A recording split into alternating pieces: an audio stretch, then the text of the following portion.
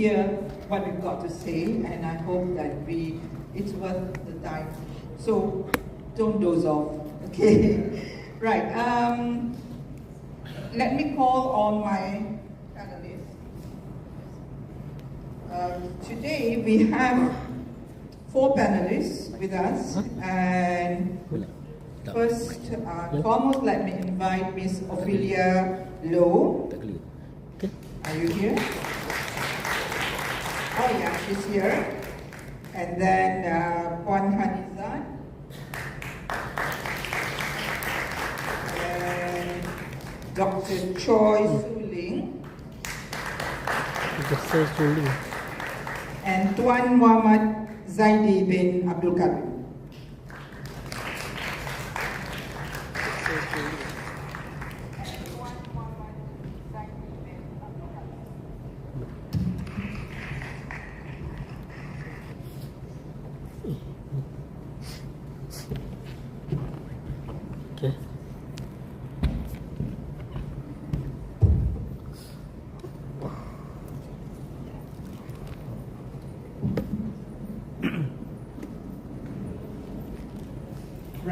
Good afternoon, everyone. It is truly a pleasure and an honor to be here with all of you at this ASEAN edition of Special Education Needs Symposium, where we come together under the beautiful theme, Together We Thrive. Our session this afternoon, Guiding Hands, Growing Minds, Parents as Champions Through the SEN Journey, focuses on one of the most profound partnerships in the world of special needs, that between a parent and a child. It is a journey filled with discovery, patience, resilience, and above all, love.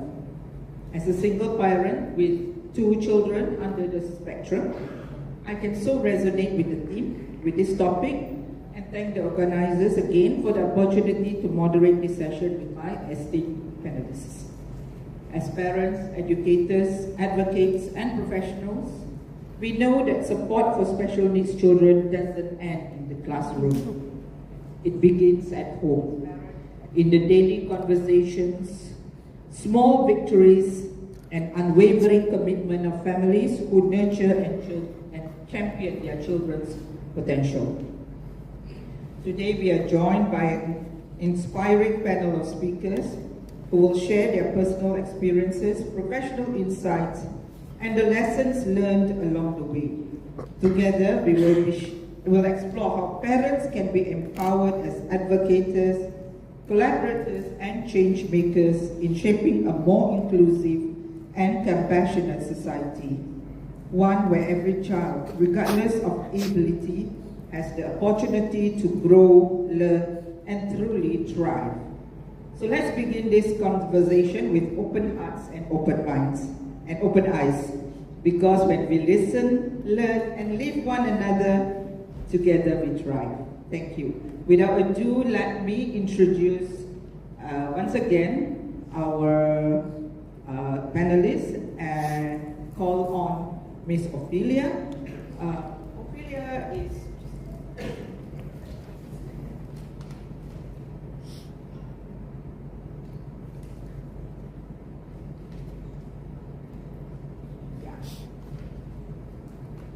Ophelia and all the panelists, we have about 5 minutes to do your presentation.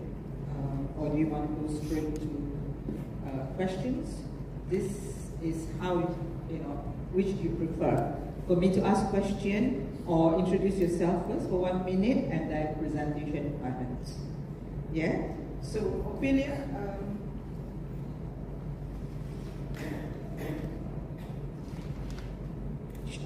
just a bit of background there. She's a founder and CEO of Ophelia Mind Consultancy. That's very interesting. Perhaps you want to share with us about your advocacy work and how parents and families can benefit from what you do. Hi, good afternoon everyone. My name is Ophelia. So I'm an advocate for neurodivergent community that I've been running for a few months now. Actually, we have started officially a few months. Before that, we already been doing it. So before I become an advocate for neurodivergent, First of all, I myself, I'm a parent of an autistic child. So in my journey to become a trainer in NLP and also hypnosis is to satisfy my curiosity of how does the mind works. As a parent myself, I have no idea. I wasn't from a doctor perspective. I'm not a neuroscientist, nor a medical person. But what got me into this is because of wanting to know more about my child, got me into this course called NLP, which is Neuro-Linguistic Programming. From here, I start to see patterns, and I'm able to notice symbols where child do not need to use verbal language, they can even use body language to actually communicate with us. So with this, I come up with workshops and also talks and also trainings to empower parents, educators, and caregivers to know more about their children, to have deeper connection. Right. Thank you very much, Ophelia. I mean, to add on to that, I think the Malays have a special name for our special children, Anashulka.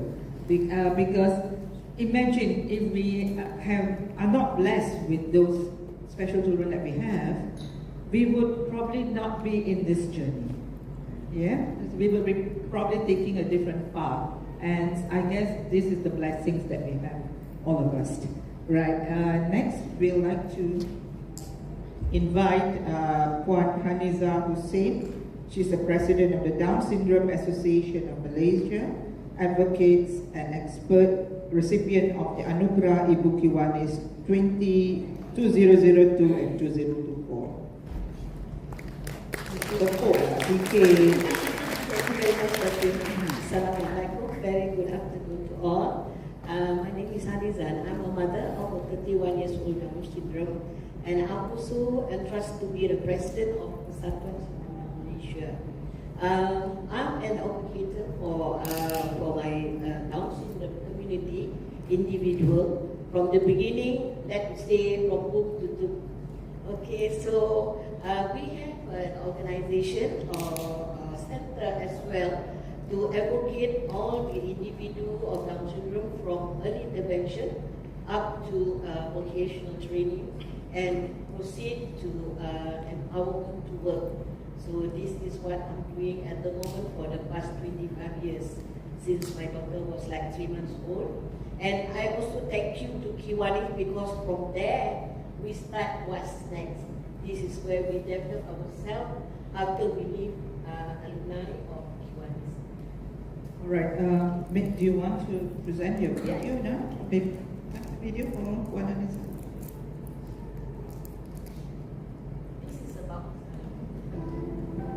This is about our association in Kuala Lumpur, based in Jalan Imkan, and we also have centers in Putrajaya, in Shah Alam, and also in Selangor. Malaysia telah dilantik ingin menjelaskan mengenai Persatuan Sindrom Malaysia. Persatuan Sindrom Malaysia ini telah ditubuhkan pada 2001 dan kami adalah golongan ibu bapa yang mempunyai anak-anak sindrom yang telah menubuhkan secara kebangsaan persatuan ini dan telah menjalankan beberapa program untuk anak-anak dan remaja sindrom Down daripada 2001 hinggalah sekarang terkini. Kami mempunyai objektif di mana kami ingin meningkatkan kualiti kehidupan anak-anak dengan sindrom Down dan keluarga mereka.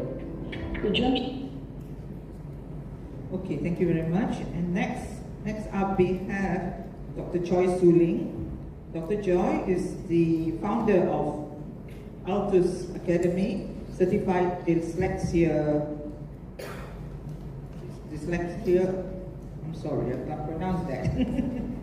Gillingham reading specialist. And Dr. Joy, I think Altus is one. Yes, correct. Program. Yes, okay. Please, maybe we'd like to hear from you. you. Right. Okay. Hi everyone, good afternoon to all the esteemed guests, and thank you very much to Kiwanis for having me here, and to the panelists as well, moderator. My name is Dr. Choi, and I'm a reading specialist, and I specialize in helping kids with dyslexia to read and write. So I'm a co-founder of Altus Academy. It's been around for about 7 years, And since we have started, we have made quite good progress in terms of showing the effectiveness and also proving to people that kids with different kinds of conditions can have the ability and the chance to be open to a world of literacy. Okay, thank you. Thank you, Dr. Choi. And of course, the rose among the thorns is Tuan Muhammad Zaidi bin Abdul Karim. Dia di Yang Di-Ketua PIBG at Sekolah Kebangsaan, Precinct 92, Putrajaya. Thank you for inviting me as a panelist today. I think this is my first time speaking to the SEN. I have one boy, 12 years old, autistic. I have 7 kids, but this is the last. So when you have 6 kids, and then you always expect the 7th one should be the normal, and it becomes a shock to me and my wife that my son being diagnosed as autism. But that is the beginning of the journey, I think, like all parents. But 12 years ago, I think, quite difficult for us to find a class or a support for autism. But nowadays, I start to see, in particular in Cyberjaya areas, I think plenty of places to support autistic child. The only problem, perhaps, is on the affordability. I think this is the biggest challenge. So when I became the YDP for Mrs. Milan, and I saw, in Putrajaya, most of the schools, they have this PPI. They say, but when I went to the AGM meetings, very rarely, this agenda being discussed, even though they have that facility. Of course, the majority dominance in terms of meeting, because they have 1,000 normal kids, and only maybe 100 special kids. So the agenda normally becomes the normal. I think this is the opportunity when I say, let's advocate even at the PIBG level on the agenda for the special children. Thank you. There's the school that you are your PIBG, that does it have PPKI? Yes. Yes. I think it's the biggest one, among the biggest ones. I see. They have about 120 kids with 5 classes. This Columbia, I found out as well. Okay, alhamdulillah. All right, thank you very much, Tuan Haji. Maybe I shall start with first question for Philia. What's one key mental or emotional shift parents can make to better connect with and support their children with special needs? You're the expert. That's a very, very good question, actually. Because after 200 plus cases that have been doing this right, I come out there's one key thing that parents and also caregivers should take note. Is to do away the idea that you're going to be the perfect parent. If you're going to have this idea that I want to be the perfect parent, what are we having? The fear of failing. So once we have the fear of failing, so what will happen? We start to do things that how the mainstream parenting or expectation should be. And is that really going to help benefit the children? Nowadays, a lot of advocates about gentle parenting. And a lot of people take it out of context, whereby they say something like, oh, you should use a lot of love and to not scold the child, you should not do this and should not that. If you should scream or whatsoever not, you are a bad parent. I met with quite a few fellow psychiatrists, children psychiatrists, they're going to mention this. Being a parent is not just one-way gentle parenting. It's a mixture of different styles of parenting to make it possible. Same goes to in our society. If we do not know our boundaries in things, how would they know and how do they function in society? Whereby in the mainstream gentle parenting, a lot of people say that, oh, you should let the child be however he is. Yes.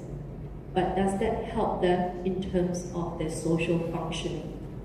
And how would this, if you want to advocate for inclusivity, If the child is able to do whatever he likes or whatever she likes, despite whether or not they are special or not, what is this that we are trying to imply to them? So many parents actually fall into this trap whereby I must be the perfect parent. If my child were to have a meltdown, it's all on me. And at one point, it actually influenced the way how they do their parenting. I learned it in a hard way, whereby my child had a meltdown at the shopping mall. I have strangers actually walking all the way to me. I share this many times because this is one of the major turning points for me and why am I an advocate right now. A stranger walked up to me saying that you are not a good mother just because he had a meltdown and I was doing all my best to not scream and all that and just to make sure that he doesn't get to anyone's way. And it got to that person that you are not a good mother. And that's not only on one occasion. It happens several times and it's from the public. Someone that I have no idea, have no connection with. So at one point, knowing all this, what have I decided? I do away the point that I will be the best mom or whatever, that how people perceive that I should be. I decided that I be the mom that my child needs. So when I decided that, you know what I did? When my child had a meltdown at a shopping mall, safe space, isn't it? I lie down together with him.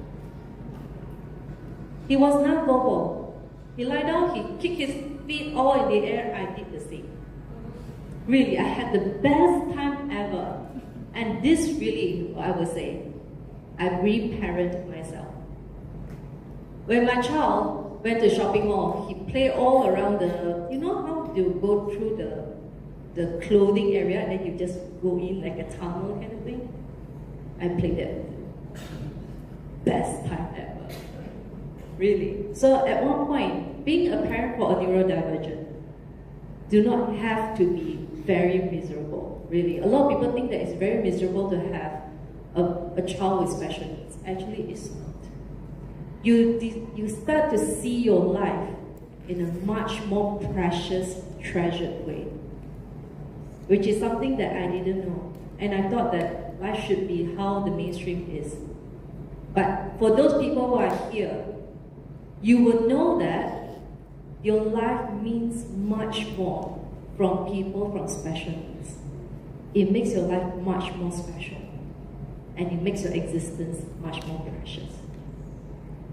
Right, thank you very much for the sharing. Yes, it is a lot more special, precious as well. The thing is, we can relate to the experience that you shared.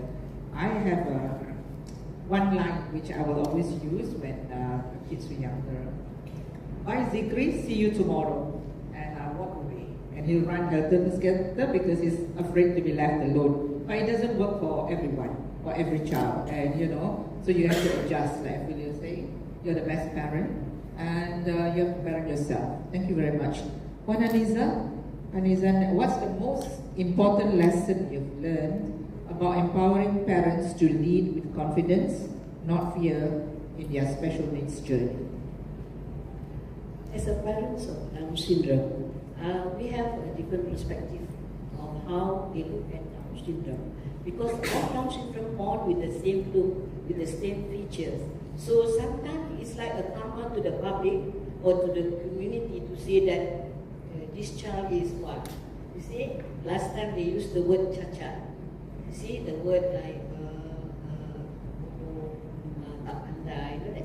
that karma has been in our community of parents with Down syndrome. But we move forward. We advocate our children. We make sure that they are given all the opportunities, all the discipline, and all the whatever it is that need us to focus on them compared to our typical children. Because these children with Down syndrome, and I think all OKUs as well, they need to be educated from learning. The early intervention is very important for us to kickstart with our children with special needs. And then this is where we do a counseling group. We do a group for parents to stay and give their ideas, give their emotion then we can counsel them, look, this is not the end of the world. You have other typical children who can care for themselves, who can think for themselves, but for your special need, you have to move them with your whatever skill you have, whatever knowledge you have to move forward. And this is where we ask parents, please don't feel down, don't get emotional, but instead you move forward with your children so that they will get all the education, all the need, all the behavior, all the discipline that they need to survive in the community. And in the end of the world, they can give back to the community, especially their siblings and their parents. This is the perspective of mother of Down syndrome. Thank you so much. That is absolutely true. I think Down syndrome children are beautiful. I mean, they've got the extra chromosome. We don't have that. So, that's what makes it so excellent. And I've seen today a lot of Down syndrome. We've seen some of the award recipients. I mean, they've achieved a lot of things as to what it was many years ago. And behind every one of them, there is a parent who believes, a parent who fights for them. And yes, so grateful for all these parents, and these children try their best to be like everyone else. Okay, and then Dr. Choi, what's your best advice for parents who are just beginning this journey to ensure early intervention and positive collaboration with educators? Okay, first of all, parents should try to be accepted, to get acceptance first, right? To understand and accept the child's condition. That's the first step. If you don't do that, then there is no next step, right? You won't seek intervention, you won't do anything. So, like my story is that I come from a family with very high academic expectations. If you've been raised in one, you will understand. So I graduated from University Malaya. That time we had what we call Jabatan Penulisan. So I come from a very strong literacy background. My seniors were people who, the department produced very strong writers like Sastrawan Agung Negara, that kind of level, right? Like Isamat Said, S. Osman and all that. So those were my seniors. So, and I graduated from that department with first class honors and 2 book prizes, right? So, to my horror and shock, in the beginning, that is, I think God said, okay, I think these awards are not enough for you. You need to be challenged further. So I was gifted with not only 1 child with dyslexia, but 3. I have 3 boys with dyslexia. And dyslexia is a language disability, right? Everything that I'm good at, they're not. So it was difficult to accept it at first. So I believe acceptance is the first step, right? Before you can move forward with anything else. And subsequently, then, once you have overcome that barrier, you will seek ways and means to improve. You educate yourself, you look for help, very important, you look for help. And subsequently, fast forward many years later, now, my eldest son, at that time when he was, during one of the PTMs when he was 11, the school actually told me that he was reading 1 band above, like 12-year-old band, right? So he was, in fact, higher than his classmates, the normal, typical child. He's in the normal school. And my second child, my second son, he's very good at writing now. He has written at least 3 novellas, about 5,000 words, 8,000 words, and 30,000 words. Right, I'm waiting for a sponsor to help publish it. Okay, and then my youngest son, he's not exceptional in literacy, but overall, he has a scholarship last year. He received a scholarship. So I think, so nothing is impossible, right? If you can, once you have accepted the situation, then you just have to move forward and move forward and move forward and help them improve the situation. Thank you. Thank you very much. Congratulations again. But I think this is something that you probably come across schools. denial, and we hear a lot of that. And what would you say to parents who are branching out? This is further the question for Doctor. Parents who are starting out on this journey, and especially if there is a spouse. One spouse is, going all out to make the life of their children easier, but the other spouse is in denial. Have you come across such situations? Yes, definitely. Usually what we will do is we have a parent consultation first.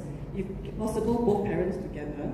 Then the most I can do is just to educate them, right? So they're both in the know of the situation and what are the possibilities and so forth. So after they've gone back, there's nothing else I can do. It's between the two of them, right? But as long as the knowledge has been imparted, at least if they don't take action now or if they don't change now, somewhere at the back of that mind, that information is still there, right? So maybe 1 year later or 2 years later, they come to their senses, right? So as long as you have done your job in educating them, which is very important, we have so many people here who are educating parents, so you have done your job, right? That's the best you can do.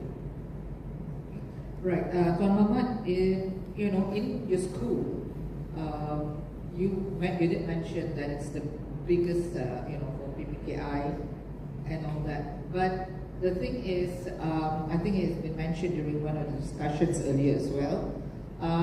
PPKI, all the different needs are in one class, one school.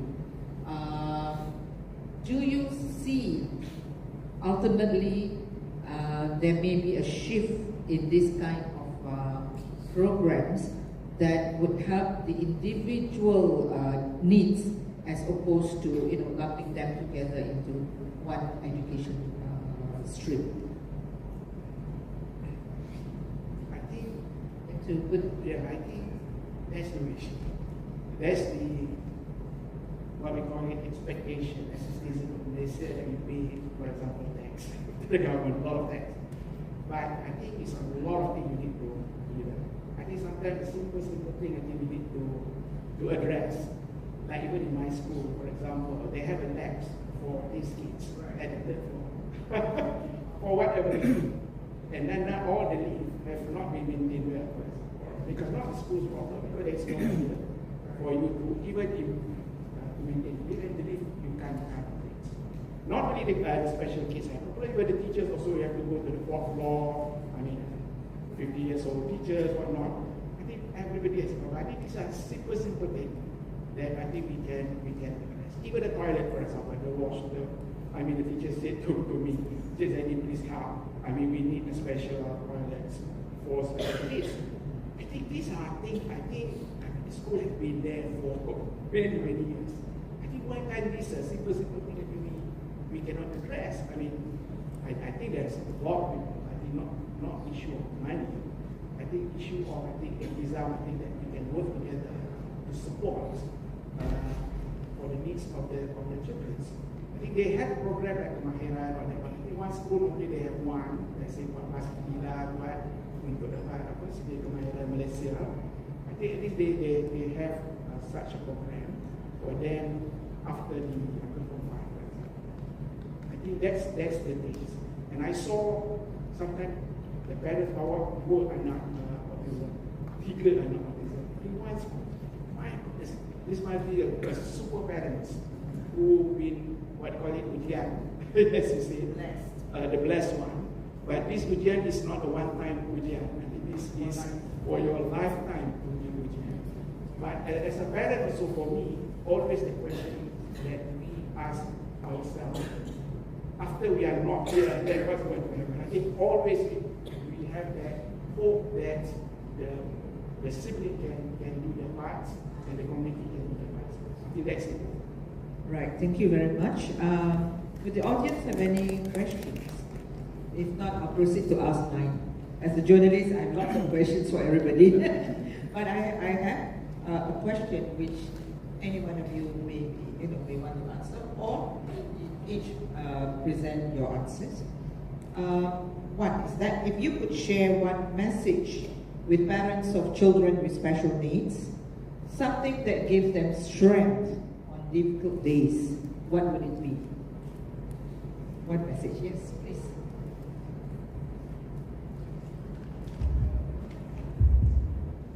Okay, if I have a choice, if we have these agencies, all these parents, all these NGOs, all this community work together towards our special need, I think there won't be any problem for our children to go through their life. Like Mr. was saying, that who are going to take care of them when we are not around.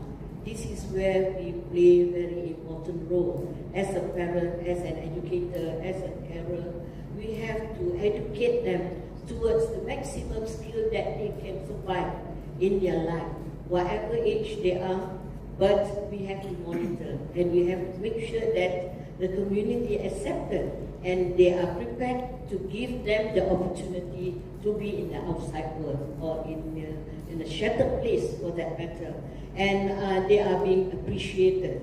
So the connection, the inclusion, the redesign, those are the themes that we have to implement for all our special needs, so that the community will understand that they also have their rights. Like Mr. Pak said, there is an ACTA 2008. That is also the opportunity, and this ACTA is supposed to be implemented for all our special needs. And also Suhakam has to play their role for the OKUs to also give to fight for their rights. Thank you so much. Okay, so adding on to yours is a very good point regarding the resources that we have outside there, the government and the NGOs that are giving to all parents. So my take will be, after doing coaching and also training for parents and educators on this committee, I realized there's one thing. The dark time comes is only when there's no strategy to deal with it. They can't see any way forward from there, despite the fact of resources are everywhere. So my take will be, for parents who think or going through some dark times in their parenting, always remember one: upgrade yourself. In every community that you are in, upgrade yourself. If there are talks, attend. If there's workshop, attend. If there's training, attend. You may not have to be the expert, but you will be at a different level from before where you were. Because you have now known new strategies on how to handle crisis at home, especially self. Knowing yourself as a parent, you were able to help your child better. It's a transference energy, as we would say. If a parent is stressed out, for a neurodivergent, they are more sensitive than we do. So as parents, it's my heartfelt that parents, you upgrade yourself, you'll be a more confident parent, you will see a change in your child. My son was one of it. He was a child that no teacher wanted to have. He was being expelled and changed school for many times for several years. He did not have a proper school. If he were to go to PPKI, I applied for it before. He's too normal to be there. He's like the lukewarm kind. So going to a mainstream school, he's a bit too special to be there. And then it's like going to a private school. We are not trained to be taking care of this kind of children. So as a parent myself, I'm not an educator back then. I wasn't trained to become a teacher either. What I took the matters to my own hands is to meet my son where he is. Where he was back then was, he can't even speak a single word. He lost his speech at the age of 1, entirely until the age of 7. For 7 years, I've been doing phonics and ABCs, only on that. Anything that got to do with ABCs, that's all I do for 7 years. And many parents for neurodivergent always think that my life as a parent is going to be a long run, it's a long haul. My life is draining out of me. It doesn't have to. Because why? We all can advance, so do our kids. OKU or not, special need or not, they all can advance. But the only thing is that, are you advancing as a parent and educator?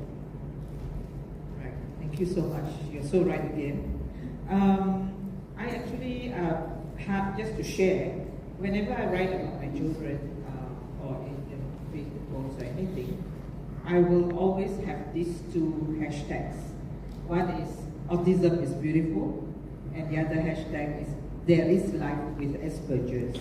Because I have to cite myself, and I hope that with that I can cite other parents into thinking that it's a positive thing. And I always tell parents that consult me or ask for assistance, I'll just tell them, treat this as a journey, not as a punishment. And that is the only way that you can go through this for your children. Yes, time is almost up. This is closing. Thank you to our wonderful panelists for your heartfelt sights and to everyone for joining this meaningful conversation. Today reminded us that the SEN journey is one of connection with our children, with one another, and with our community. When we guide with love, grow with patience, and build partnerships grounded in empathy, together we truly thrive. Thank you so much. Thank you so much.